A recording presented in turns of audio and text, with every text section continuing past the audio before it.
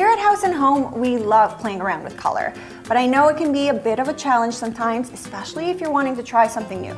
We wanted to try different levels of daring in the same space, so we took our ideas to the studio to transform the space 3 times.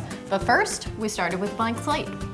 While you were prepping the walls, I was playing around on the Color Snap Visualizer app. Oh, that's what you were doing. Here's my favorite color. I uploaded my image to the Sherwin-Williams Color Snap Visualizer app, which helped me to color match to the perfect shade of coral.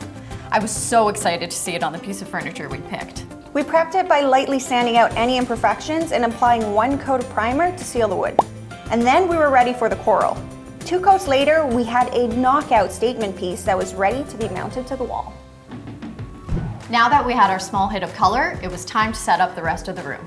We used prefab wainscoting, which added instant character, and it created more canvas for us to experiment with color. For our first colorful look, we wanted to play it safe. We already had our kit of coral, so we kept the walls tame and tasteful with rich neutrals. We used Sherwin-Williams' subtle warm gray called Crushed Ice on the trim and wainscoting. This neutral look is classic, but the pop of coral in the background is unexpected and so much fun. This look really allowed the props to shine and is perfect for someone who wants to experiment with just a hit of color at a time.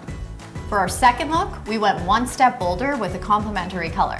I love chartreuse. It's a classic, but it can be intimidating for people to put on an entire wall. So we tempered it with neutrals. We applied a tone-on-tone treatment with Sherwin-Williams Perfect Greige. This kept it feeling fun, yet sophisticated. I loved this look. I just think that the chartreuse and the coral screamed summer palette. You actually did love it. Yeah, I'm passionate about that. For our final and most daring look, we decided to saturate the entire wall with this rich blue called Oceanside. We used a premium flat finish on the wall portion and a semi-gloss for the trim and wainscoting. It was an easy transformation with the emerald interior paint because it already has built-in primer.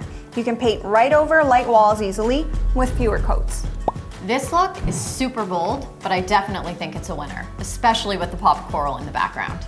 It's definitely a show-stopping palette, and I'm glad we kept the furniture and accessories simple as to not take away from the paint.